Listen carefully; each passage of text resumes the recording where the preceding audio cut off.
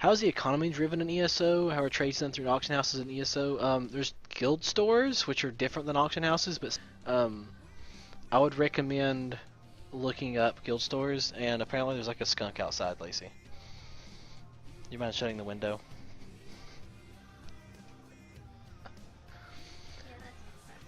Yep. Yep, there's totally a skunk outside or something, and now my house smells like skunk. It's pretty awesome. I think I'm gonna throw up.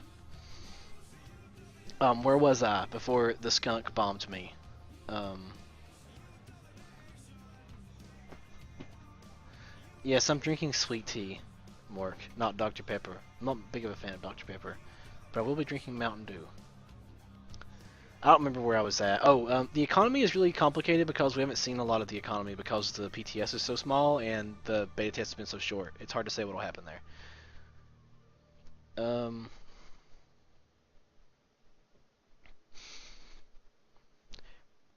How easily are the soft caps reached? Fairly easily, but they're meant to be because they want you to spread out your stats. It's not like super easy or super hard. It's kind of in between. But then he found Hyatt Place. This place is just right. You'll know it's right when you see it.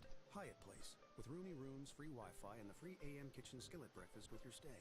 Welcome to a different place. Hyatt Place, awarded highest in guest satisfaction. Turtles.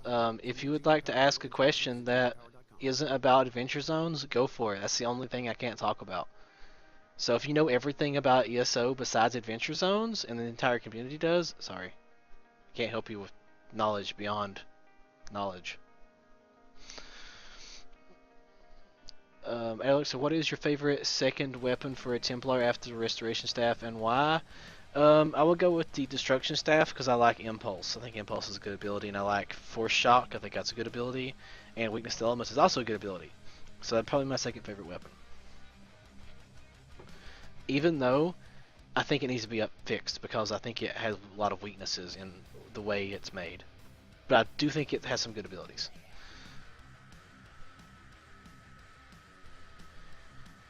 How does crafted gear compare to looted gear? So far, crafted gear is just as good.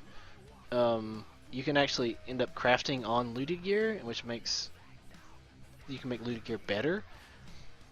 But there's also some really interesting stats you can get, like procs and things you can get on looted gear, so kind of equally different. Are there armor dice tents available? No. Not yet. I think there will be eventually, though.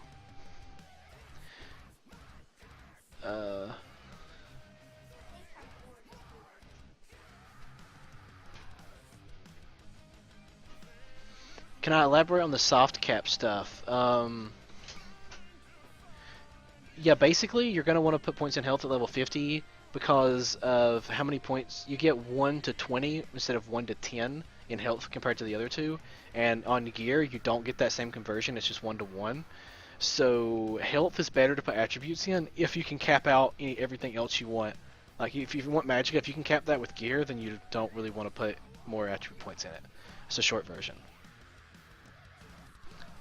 Cheerwine or Cherry Lemon Sundrop? Cheerwine.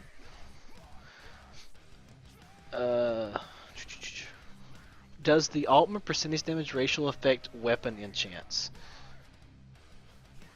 Yes, but they don't do a ton of damage, so I wouldn't worry about that too much.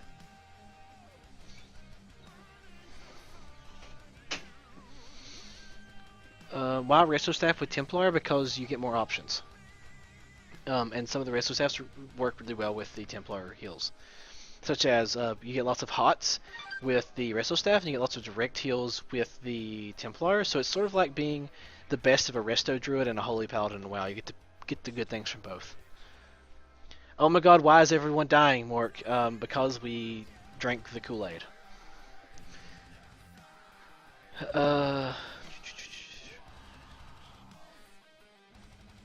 Yeah, as OBB Dot said, Templar class impressions. That's if you have lots of questions about Templar, you should read that. I wrote lots of stuff on it. So there's lots of information there. And if you have questions, you can ask questions on the comments below it, and I'll answer that later after the stream or something.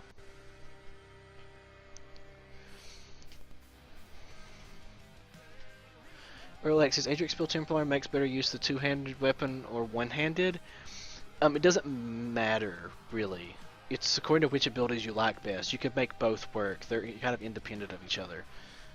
So, Mestra Cafe, I would say, whichever one you like the other abilities. I would say dual wield because it gives you the sustained DPS, and Atrix Spear is kind of bursty. But it can go either way. Can you send me some Cheerwine to Pittsburgh? I was exposed to its taste years back and I miss it. If you send me money, sure. But otherwise, no. Yes, I'm showing video. This is not real. I'm not playing. See? Like I'm running around and doing things with no hands. Is this Pokemon? No, but you can actually go to the Twitch Pokemon Plays and you can play Pokemon through the Twitch chat. How about that?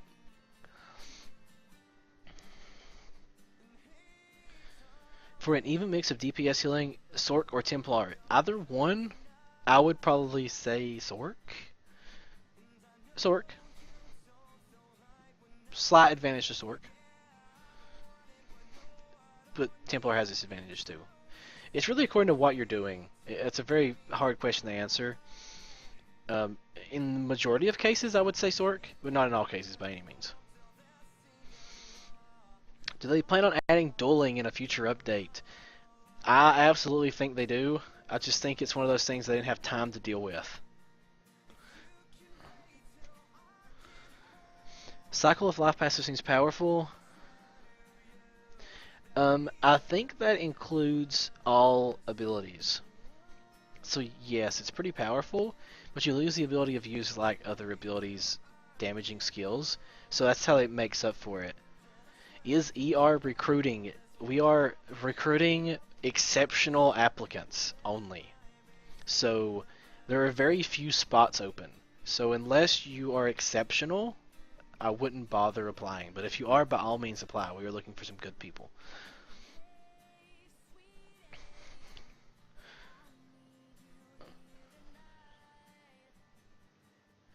Do you know the damage reduction percentage that armor gives you? I can't give you those numbers because they change based on level. But I can say that around 2,000, this would be a better question for Phasius actually. He would know a lot better. But I can say I think 2,000 armor is where you start soft capping at level 50. And you get like 45% reduction, and you can get up to 50% reduction max, I believe. And that number like changes a bunch throughout the scaling. But it starts soft capping around 40 to 45%, and you hit hard cap at 50%, which is a lot more armor to get 50%.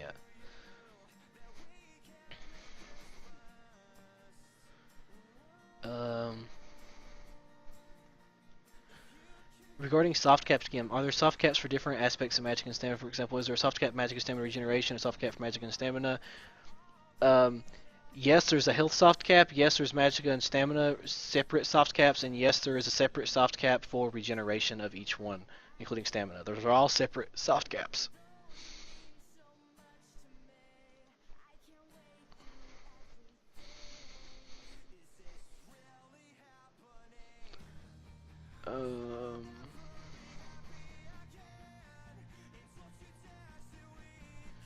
What do you think the first post-launch update will be? Maybe Thieves Guild Dark Brotherhood, or maybe I think it'll be Thieves Guild Dark Brotherhood. Actually, no, I think it'll be Adventure Zone. Then I think it'll be Thieves Guild Dark Brotherhood. Then I think it'll be Imperial City. That's a big lots of things, though. I don't know any of that. What was your exceptional guild? What has your exceptional guild accomplished? A lot. We crowned the world's first emperor, also the world's third emperor. We have gotten to the top of the leaderboard in a single day several times. We have done a lot. As for our members outside of ESO, we have players who have gotten top 10 world kills in World of Warcraft. We've got guild members who have built like empires from guilds, or at least been a part of it.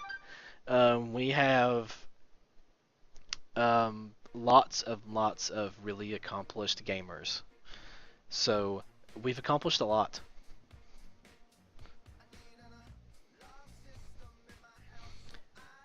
Can you sell crafted Imperial gear? Yeah, I think so.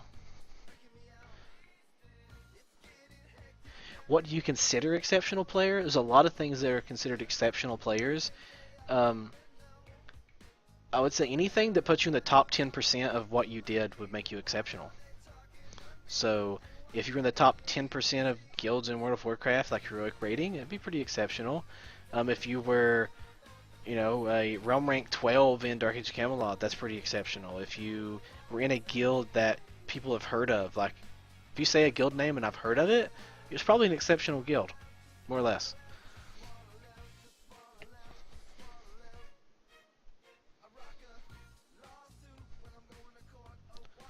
Orc tank, yay or nay? Why? Orc tank, nay. Why? No health, armor, or any kind of bonuses like that. I think to be better as DPS. You could make it work, but I would say it wouldn't be as good as like an Imperial or a lot of other things. Is it true you can only have one consumable effect active at once? Yes, you can only have one food or one drink active on you at once, but you can also drink a potion. So you can technically have two. Best class for an archer? I say Sork. As odd as that is, I say Sork.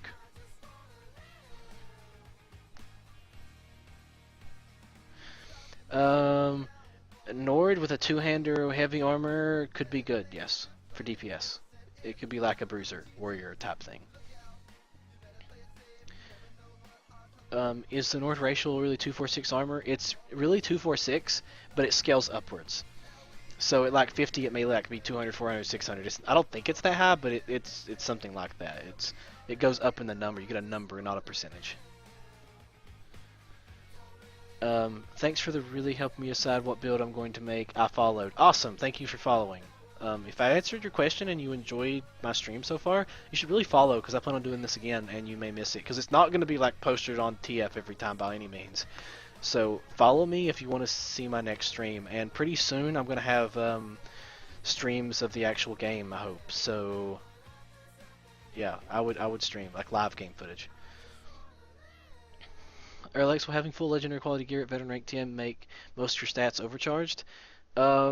Most likely, but unless you like really spread things out a lot. But you'll probably have a lot of overcharging, and you'll go overcharged a lot to get like added bonus. Because overcharging isn't really terrible; it's only like half value past it. So, like just because you have like 1,000 stamina, or let's say you have 2,000 magicka and that's overcharge, doesn't mean that you could gain 200 more points and end up with 100 more magicka. So it's not terrible, but it certainly helps. And I just heard my phone going wild with all the follows, so thank you guys. I love those follows, make me happy. Jeopardy time. Ooh, I love Jeopardy time. Doo-doo. What is the name of a drink that contains most of the sodas from a soda fountain with pickles on the bottom? Graveyard. Boom. It's a graveyard. Did I get it right? I think it's a graveyard. Alex, will having full legendary... Oh, you already answered that. How easy are the controls to learn for a non-PC player? Really want to jump into Stuff and not wait the console release. I would say start practicing with Skyrim. Even though they're not exactly the same, I would say practice with Skyrim if you can get it, or Oblivion. They can get Oblivion for like super cheap or free, or you can probably just like download Skyrim somewhere for free. But I would say play some other games because it'll take a bit of getting used to, and you'll be at a huge disadvantage starting out if you've like never played like a WASD game and shit before. I would definitely say practice a little bit. It'll take a bit.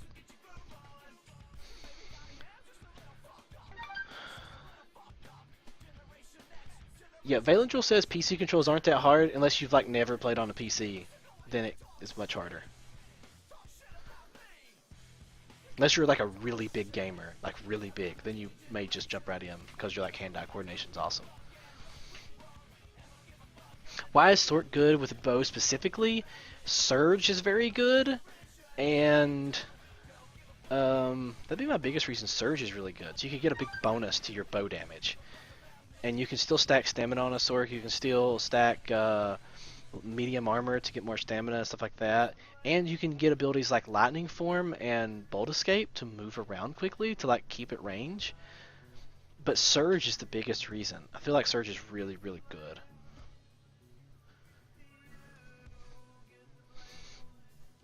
How you play in this is a recording. I've played it before and recorded, and I'm allowed to stream the recording and answer questions. What would your favorite race for a sorcerer? Breton or Altmer? And would it be wise to have two different weapons, such as a Destro staff and a two-hand instead of two staves? As they'll have a lot of wasted stamina. There's a lot of ways to use stamina that's not through skills. There's blocking, dodging, sprinting, interrupting, CC breaks. I think it might be it. Yeah, but that's a lot of things you can do. Like sprinting, especially as a ranged character, can get you away from people, or dodge rolling to get you out of roots, or CC break can get you out of stuns, or there's a lot of things you can do with stamina that isn't skills. So I'm of the opinion. Other people disagree, and they say like Benefactor I think runs a little bit of both abilities, so he can burn both resources. But I like to say, yes, disclaimer: Erlex does not endorse piracy unless you're an actual pirate with like a ship, because then that's really cool. But other than that, I would say no piracy.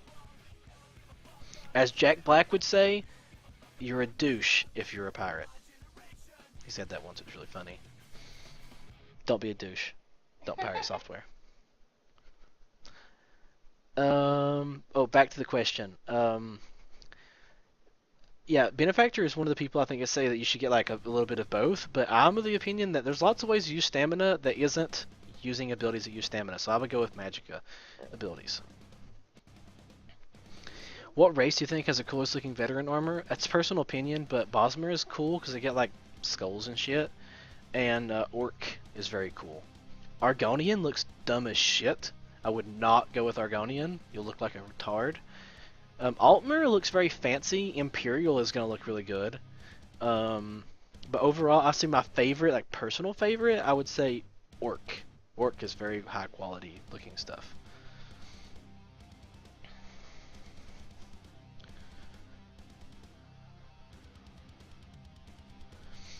What race do you think is the coolest looking? Oh, I already answered that. I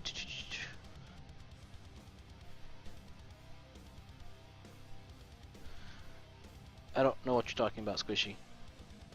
Oh, it's called a witch doctor. That just must be a thing up there.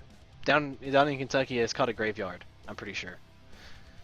As far as exceptional guild members go, in later ER invite windows, would you think if someone get Emperor, would they be considered? Yes. If you can get Emperor, you've done something right. I would think we would definitely consider you if you could get Emperor. Maybe not Emperor in the PTS because it's kind of a joke because there's so few people actually trying. Because, you know, it's not permanent and all that. But if you can get Emperor at live, that's going to be impressive, I think. So yes, I think that would make you pretty exceptional because you'd be number 1.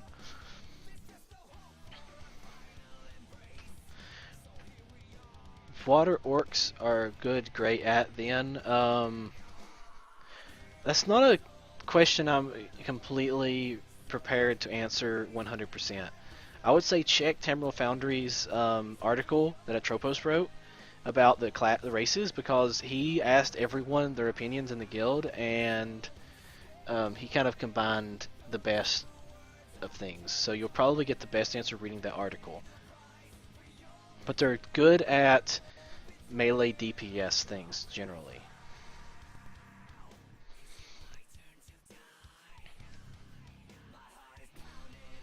Yes, I got more followers than Thasius. Awesome. Let's keep it going. He's going to get more after I go offline. I know it. So if you can follow me, please do it. You can actually go into your options and turn off the notifications if you don't want to get emails every time I go online. But I don't go online like a whole bunch, like all the time. So you'll only get them when I'm going to do like a real stream. So I would recommend doing it, honestly, if you enjoy watching. I'm going to be streaming a lot of cool stuff, and I'll definitely show you some tricks. I've got a lot of tricks up my sleeve from like over a year in beta, so you'll learn some cool tricks, promise. And I'll have some giveaways for followers. There's going to be giveaways. People love giveaways. Maybe even some like really cool like physical stuff sometime soon. It's going to how things go, but it's very possible. Bloop, bloop.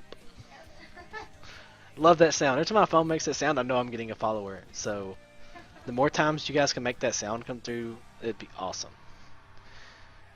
And yes, a Benefactor, thanks for coming in here and answering questions. That was not on your schedule, I know, but people really wanted it, so appreciate that.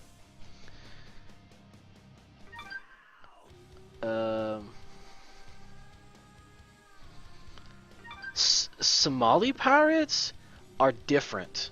I don't like them, but they're still cool. Come on, they're cool. They're pirates. Come on. They like ride in boats and steal people's shit. It's pretty sweet. What is the best race for each class PvP wise? That's a hard one because classes are very, very open-ended.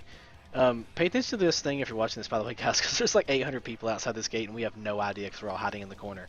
And we hold them here for a while.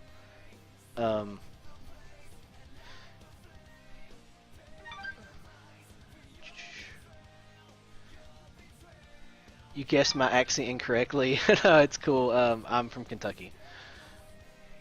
Erlix, would a Nightblade with dual-wield bow be a good combination? Yes. Yes, it could if you build it correctly. Erlix, in the beta, the named items from bosses and quests had an innate enchant on them and could be enchanted again by a glyph to have 2 enchants. That's a bug, I believe. I think they were just supposed to be locked and you couldn't do anything.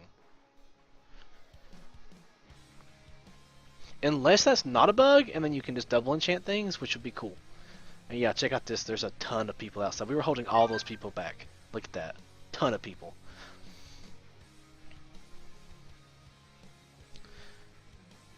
Do the racials increase the soft caps? Get you closer for free. They do not increase the soft caps.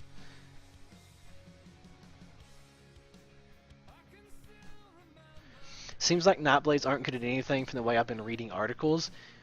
They're not good at things like most people want to do, like fighting Zergs or big keep battles and things. They're not really made for that much. They're really made for subtlety and assassination, which is something that doesn't get enough play, enough hype.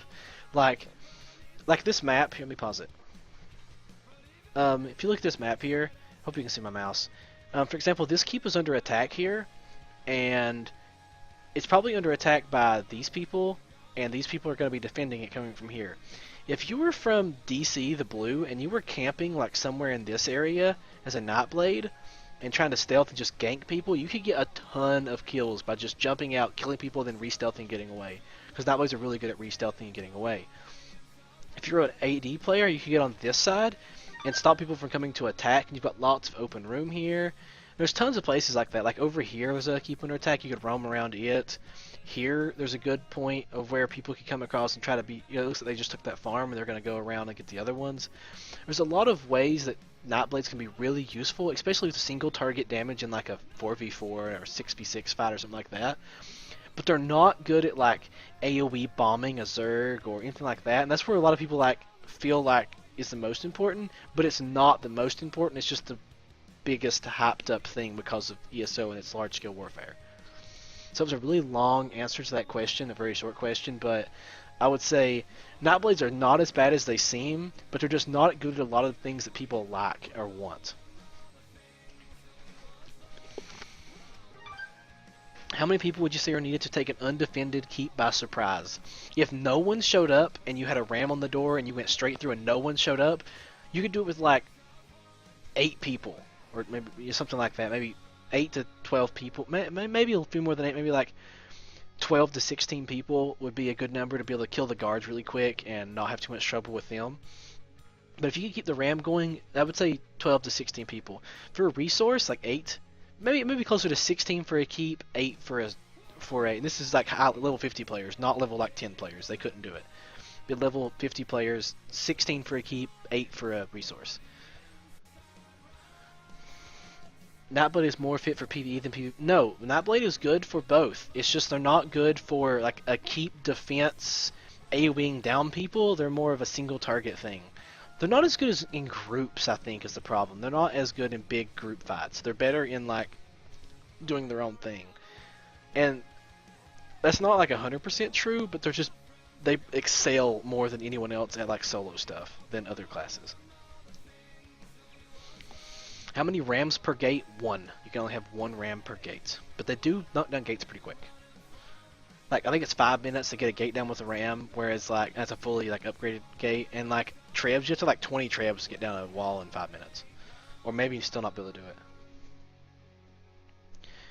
Is there specific PvP gear and stats, for example, WoW or Guild Wars 2? No, there's not. There's like a few set bonuses that are like 5% less damage from players, but they're so minimal that it's not like a big deal really. Like his other set bonuses are just as good. Would a Nightblade be a good archer? Yes. Yeah, they would make a good archer. Can't find a Tropos article about what each race is good at. It's recent. If you just went back to the past few articles, you could probably find it pretty quick.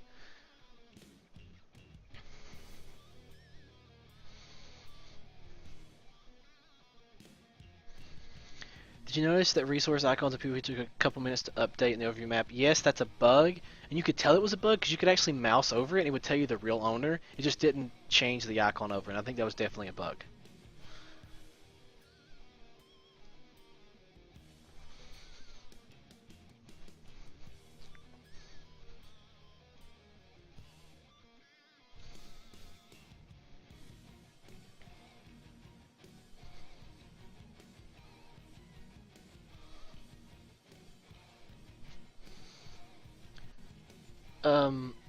Osmium, Osmium Bim. That's not actually what he was looking for. He was looking for like the article that Atropos wrote that was explaining which ones were best at what. And it's a really recent article. If someone could look that up for me, that'd be awesome. It's a really recent article, like just a week or something ago.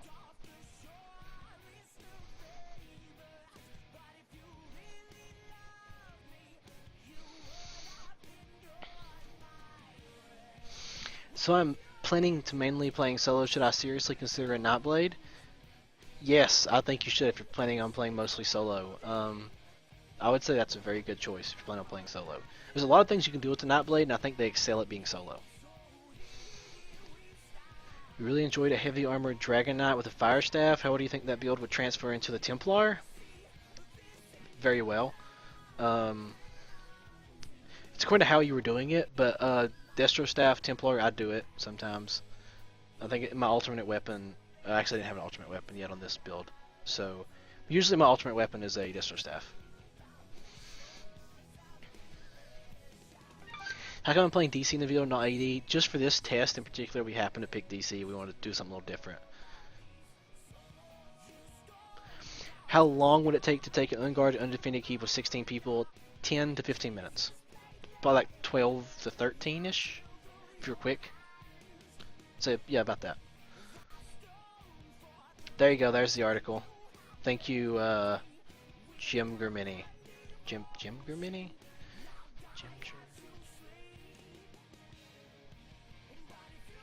Yeah, Jim Germini, whatever your name is. I'll try to see if there was a better way to pronounce it. But yeah, that is exactly what I was looking for. Thank you. Okay, guys, I'm getting really tired of talking because I've been doing this for like 3 hours. So I'm going to cut it off in like 5 minutes. If you got any more questions, go ahead and get them out. Otherwise, you can ask in the article on TF in the comments, and I'll try to get to it as soon as I can. Or you can catch my next stream. My next stream will probably be tomorrow. So... yeah. Will my next stream be tomorrow? Do we have anything doing tomorrow? Are you sure? So probably tomorrow. Most likely.